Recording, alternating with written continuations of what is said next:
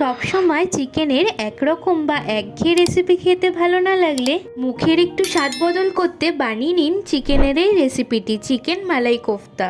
এইটা বানানো খুবই সহজ আর এটা নান বা রুটির সাথে খেতে অসাধারণ লাগে। নমস্কার বন্ধুরা, সবাইকে দ্য বেঙ্গলি কিচেনে স্বাগতম। আজ শুরু করছি চিকেন মালাই কোফতার রেসিপি। ফার্স্টে 200 গ্রাম বোনলেস চিকেন নিয়েছি। এখন এটাকে একটা মিক্সিং জারে নিয়ে পেস্ট করে নেব।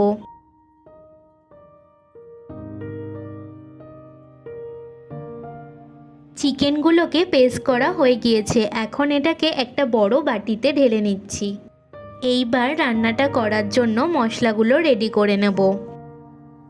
এর জন্য একটা মিক্সিং জারে নিয়ে নিচ্ছি 1/2 ইঞ্চি আদা, যেটা টুকরো করে কাটা, একটা গোটা রসুনের কোয়া আর ঝালের জন্য কাঁচা লঙ্কা। এখন এগুলোকে পেস্ট করে নিয়ে একটা বাটিতে নিয়ে নিয়েছি।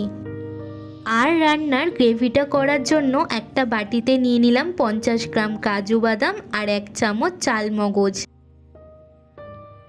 এইগুলোকে এখন জলে 15 মিনিট মতো ভিজিয়ে রেখে পেস্ট করে নেব।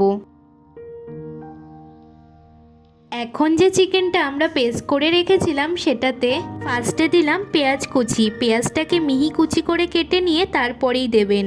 এরপরে দিচ্ছি 1.5 চামচ মতন ওই আদা রসুন কাঁচা লঙ্কার পেস্টটা।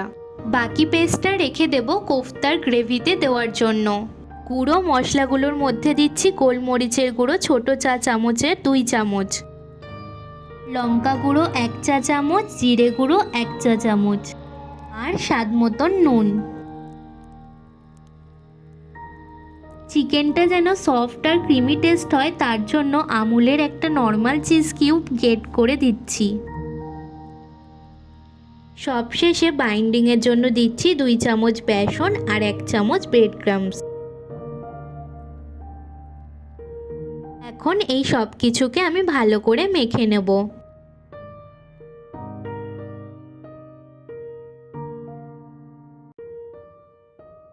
মাখা কমপ্লিট হয়ে গিয়েছে। এখন হাতে ফার্স্টে সাদা তেল লাগিয়ে নিয়ে এখান থেকে কিছুটা করে মিশ্রণ হাতে নিয়ে এইভাবে গোল আকারের করে নেব।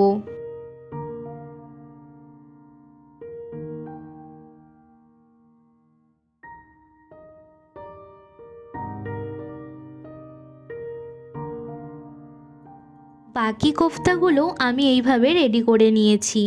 এখন এইগুলোকে গরম তেলে দিয়ে ভাজতে হবে। এর জন্য একটা কড়াইতে নিয়ে নিয়েছি সাদা তেল। কোফতাগুলো ভাজতে বেশি তেল লাগে, তাই তেলের পরিমাণটা একটু বেশিই নিলাম। তেলটা গরম হয়ে গিয়েছে। এখন এক এক করে কোফতাগুলো এই তেলে দিয়ে দেব। এই সময় গ্যাসের ফ্লেমটা মিডিয়াম রাখবেন, তাহলে কোফতাগুলো ভিতর দিয়ে ভালো করে কুক হবে। কোফতাগুলোর এক পিঠ ভাজা হয়ে গিয়েছে। আমি এখন এগুলোকে উল্টে আর এক পিঠ ভেজে নেব।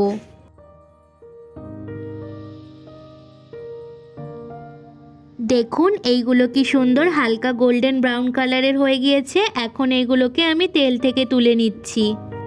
এইগুলো ভাজতে আমার মোটামুটি 5 থেকে 7 মিনিট সময় লেগেছে। খুব বেশি কড়া করে কোফতাগুলো ভাজবেন না, তাহলে এইগুলো শক্ত হয়ে যাবে। এখন যে তেলে কোফতাগুলো ভেজেছিলাম সেইখান থেকে কিছুটা তেল কমিয়ে নিয়েছি। এই তেলের মধ্যে 2 এলাচ আর 1 চা চামচ সাজিরে ফোড়নে দিলাম। ফোড়নটা দিয়ে একটু নাড়ি চাড়িয়ে নিয়ে একটা সুন্দর গন্ধ বেরালে এতে ফার্স্টে দিলাম পেঁয়াজ কুচি। পেঁয়াজগুলোকে হাই ফ্লেমে দিয়ে ভেজে নিতে হবে।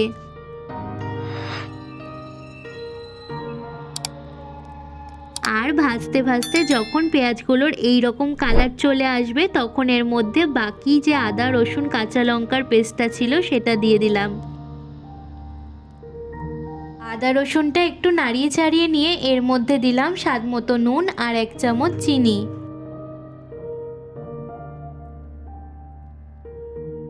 চিনিটা দিলে রান্নার স্বাদটা খুব সুন্দর ব্যালেন্স হয়, তাই জন্য দিলাম, আপনারা চাইলে নাও দিতে পারেন। এখন পেঁয়াজ রসুনের কাঁচা গন্ধটা না যাওয়া অবধি এইগুলোকে ভালো করে ভেজে নিতে হবে।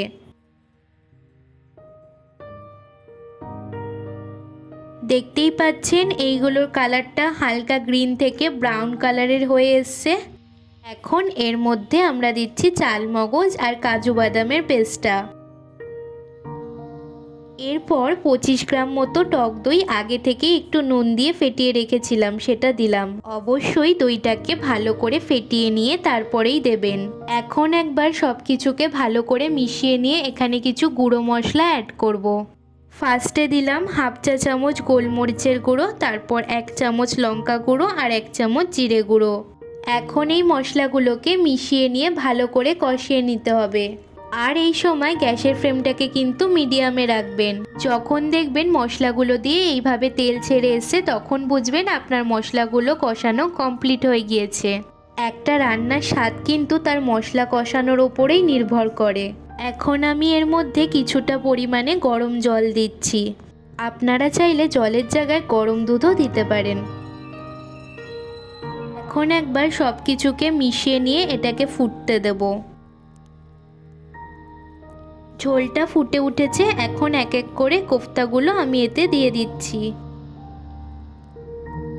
কোফতাগুলো দেওয়ার পরে গ্রেভিটাকে আরও 5 মিনিট মতো ফুটিয়ে নিয়ে এখানে দিচ্ছি 1 চামচ মতো কসুরি মেথি আর 1 চামচ গরম মশলা গুঁড়ো। এইগুলোকে এখন ভালো করে মিশিয়ে নিয়ে এটাকে আরও 2 মিনিট মতন রান্না করে নেব।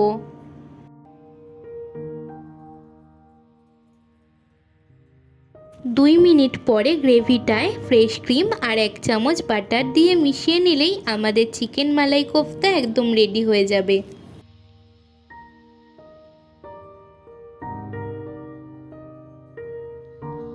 আপনারাও রেসিপিটা ফলো করে এই রকম রেস্টুরেন্টের মতো মালাই কোফতা বাড়িতে বানিয়ে খেয়ে দেখুন, আশা করি সবারই খুব পছন্দ হবে। আজকের এই মালাই কোফতার রেসিপিটা আপনাদের কেমন লাগলো আমাকে কমেন্টের মাধ্যমে জানাবেন। ভালো লাগলে চ্যানেলটিকে প্লিজ সাবস্ক্রাইব করে নিয়ে আমার পাশে থাকবেন। দেখা হচ্ছে পরের ভিডিওতে নতুন রেসিপির সাথে।